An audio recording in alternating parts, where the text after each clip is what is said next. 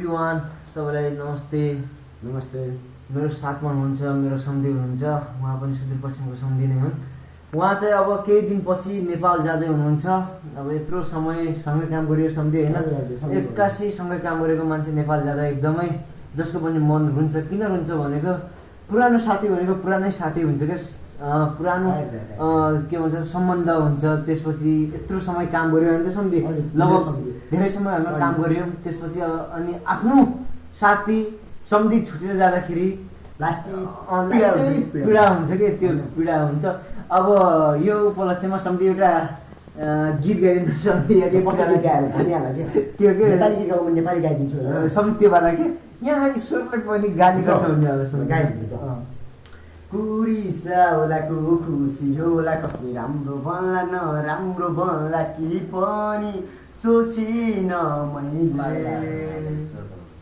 के पाएँ मैले के घुमाएँ, कति फाइदा भयो कति घाटा भयो कि पनि खोजिन मैले। खाली खाली थियो मनको पाना तिम्रो नाउँले भरिदिए, खाली खाली थियो मनको पाना तिम्रो नाउँले भरिदिए।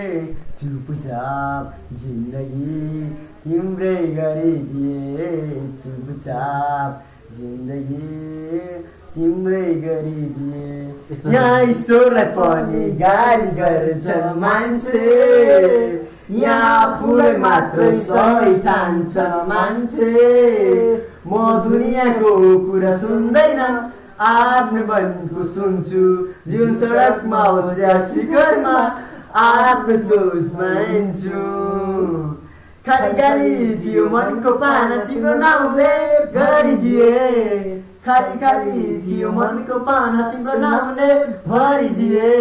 चुपचाप जिन्दगी तिम्रै गरिदिए, चुपचाप जिन्दगी तिम्रै गरिदिए। अब सम्धी होइन, केही समयपछि अब धेरै समयपछि हाम्रो भेट हुन सक्छ। यो भिडियो चाहिँ हाम्रो सम्झना स्वरूप हो सम्धी। अब कति समयपछि भेट हुन्छ ठ्याक्कै भन्न सकिन्न होइन सम्धी, ठ्याक्कै हो होइन। जस्तै अब तिमी पनि उहाँ गयो भने माथि काठमाडौँमा कहीँ गानासाना गायो भने म पनि गयो त्यही पनि भेट हुन्छ के थाहा होइन, कहिले भेट हुन्छ तर थाहा हुन्न। तर भेट भएको बेलामा अब अन्तिम दिन, अब किनभने हाम्रो सम्धी नेपाल जाँदै हुन्छ, मतलब यहाँ आज यहाँ के भन्छ मित्र राष्ट्रमा भारतमा चाहिँ सँगै आज चाहिँ अब अन्तिम दिन हो। अब भोलि पर्सि जाँदै हुनुहुन्छ उहाँ नेपाल। यो भिडियो चाहिँ सम्झना स्वरूपको लागि हो। अब यो भिडियो कुनै दिन यसो हेऱ्यो भने चाहिँ यो दिनको याद आउँछ थियो, यसरी काम गरियो भनेर याद आउँछ। यस्तरी स्टिम चलायो यस्तो गरेर भने होइन, कति धेरै भरिको हुन्छ टीहरू होइन लास्टै भने यो दिनको कुनै दिन याद आओस् यति भन्न चाहन्छ हामीलाई। त्यही हो सम्झी। अब हामी अब अतरिया चोक हुन्छ कता दसमा घर जाँदाखेरि त्यतै भेटाउन, त्यसपछि भेटघाट हुँदै गरोस् सम्झी, सम्पर्कमा रहिरहोस् सम्झी होइन। भेटघाट भन्ने चिज जिन्दगी बाँच्यो भने एक न एकपल्ट भइहाल्छ। त्यही हो सम्झी, यस्तै हो। ल यति भन्न चाहन्छौँ हामी। Thank you so much, love you, by by.